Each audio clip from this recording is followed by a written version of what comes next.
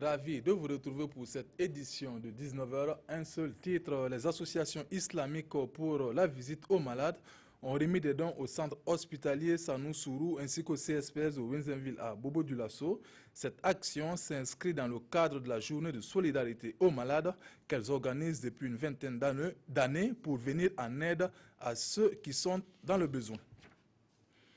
L'armée burkinabé a célébré hier, 1er novembre, son 56e anniversaire sous le thème « Démocratie, défis sécuritaires, progrès économique et social, contribution des forces armées à Gawa ». C'est le camp Bafouji qui a abrité ces festivités commémoratives marquées par une parade des corps militaires et paramilitaires. Madou Ouedraogo, Aboubakar Traoré.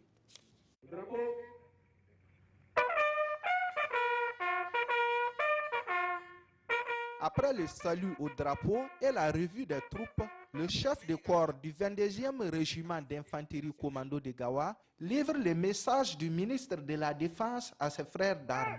Un message qui appelle les forces armées au respect des principes de la démocratie. Il doit être clair pour tous que l'armée doit se mettre exclusivement au service des institutions républicaines et obéir au pouvoir public si elle veut garder sa fierté, son unité, sa cohésion et sa discipline qui font sa force et sa neutralité. Dans ce contexte d'insécurité sous-régionale et avec les attaques terroristes que le Burkina a connues cette année, le ministre de la Défense, par la voix du chef de corps du 22e RIC de Gawa, appelle les forces de défense et de sécurité à plus d'anticipation et de réaction afin d'assurer une sécurité maximale à la population. Une population dont la contribution est attendue pour la sécurisation de la région du Sud-Ouest. Les forces de défense et de sécurité à elles seules ne peuvent pas défendre efficacement la région. Quand je prends le volet renseignement, nous pouvons l'obtenir plus efficacement avec les populations qui vont de part et d'autre des deux frontières, Ghana et Côte d'Ivoire, et qui peuvent nous apporter des renseignements précieux dans le cadre de la sécurisation de notre région. Un défilé des troupes militaires, paramilitaires et des militaires retraités a mis fin à cette cérémonie.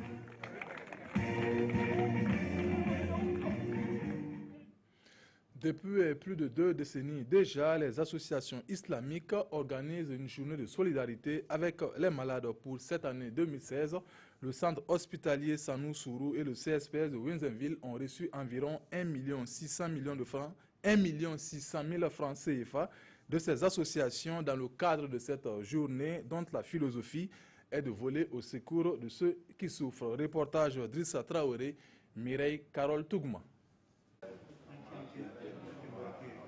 Les malades de l'hôpital Sourou-Sanou de Bobo-Dioulasso reçoivent du soutien moral et un don des associations islamiques pour la visite aux malades.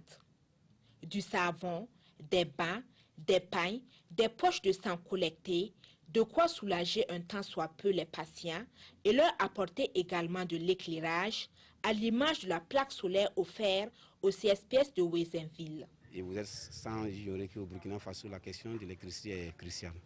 Donc c'est un geste louable qui vient soulager non seulement les travailleurs du centre, mais aussi les malades qu'on peut trouver ici. Vraiment c'était difficile parce qu'il n'y avait pas d'électricité. Maintenant ça va très bien, nous sommes très contents. Même s'il y a coupure en tout cas, il y a l'électricité pour faire tous les travaux, comme l'accouchement. Organisée chaque 1er novembre depuis 1992, cette journée de solidarité répond en islam à la charité fraternelle. Nous avons constaté que vraiment au CSPS de Wenzenville, il y a un problème par rapport à l'électrification. C'est pour cela vraiment on est venu en secours au nom de toute la communauté musulmane. Ce don est estimé à une valeur de 1,6 million francs CFA. En plus, les pensionnaires du centre hospitalier universitaire Sourou-Sanou ont également bénéficié d'enseignements sur la foi en islam, de l'hygiène et de la prière du malade. Dans la région de l'Est, la patate douce à chair orange est à l'honneur. Les acteurs engagés dans la promotion de ce tubercule se sont retrouvés sur le site de multiplication de Pampangou. Objectif, apprécier le savoir-faire qui est développé dans le cadre du projet Agrandis qui vise à lutter contre la malnutrition dans cette région. Amidou Lankwande, Rasmata Wedraogo, Mahamadi Wedraogo. Les autorités administratives du Gourma et leurs partenaires techniques et financiers visitent le site de multiplication de la patate douce à chair orange. Dans ce champ situé à Pampangou, un village de la commune de Diapangou, ce producteur exploite 4 variétés de ce tubercule. Sur sa superficie de 0,5 hectares, il compte récolter plus de 5 tonnes de patates douces cette année. Une production qui ne se fait pas sans difficulté. Il y a un certain moment de l'année, l'eau pose problème. Il faut aussi protéger les cultures contre les animaux. Donc vous allez remarquer tout autour de mon site, il y a du bois qu'il faut remplacer chaque année. Cette exploitation est rendue possible grâce à l'ONG Hélène Keller International HKI par le biais de son projet Agrandis Patates douces à chair orange.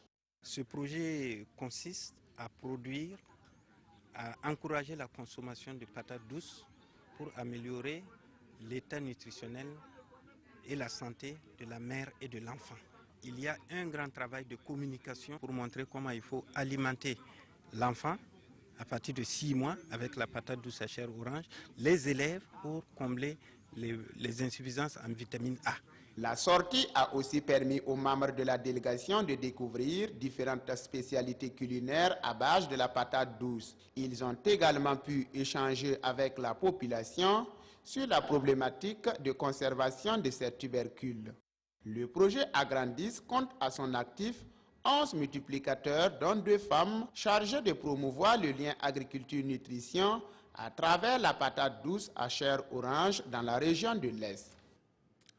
Près de 400 agents de santé formés à l'École nationale de santé publique de Fada et à l'École privée de santé Raoul Folero ont effectué leur sortie officielle après 2 ans d'études composées d'infirmiers, d'accoucheuses auxiliaires et d'agents itinérants. Cette promotion compte une quarantaine d'élèves issus de 3 pays de la sous-région. Nestor Yugbari, Rasmata Wedraogo, Mahamadi Wedraogo. 391 agents de santé reçoivent ici leur parchemin de fin de formation à l'École nationale de santé publique et à l'École privée de santé Raoul Folero de Fadangourma. Ils ont pour nom de baptême la santé de la population, notre priorité. À travers ces prestations de serment, chacun des lauréats composé des infirmiers brevetés, des agents itinérants de santé, des accoucheuses auxiliaires et des garçons et filles de salle se dit prêt à servir la nation dans le respect des valeurs républicaines. Nous sommes prêts pour servir avec loyauté, avec la foi, bien travailler, de ce que nous a montré à l'école, de bien faire en tout cas sur le terrain. La santé de la population est notre priorité, c'est ce défi-là qu'il faut relever.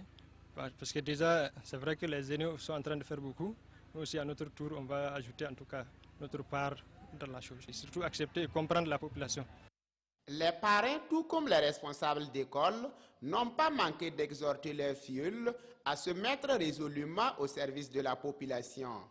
La qualité de l'engagement, c'est-à-dire la ponctualité des agents consciencieux, la ponctualité, le respect, l'accueil, le bon accueil des malades, c'est très important, le bon accueil des malades, et aussi, comment dirais-je, les inviter davantage aussi à se former, la formation continue. Quand il y aura des difficultés, il faut qu'ils tiennent bon. En plus des agents nationaux, cette promotion de 2016 compte dans ses rangs 42 agents venus du Togo, du Bénin et de la Côte d'Ivoire, qui ont suivi avec succès leur formation à l'ENSP de Fada.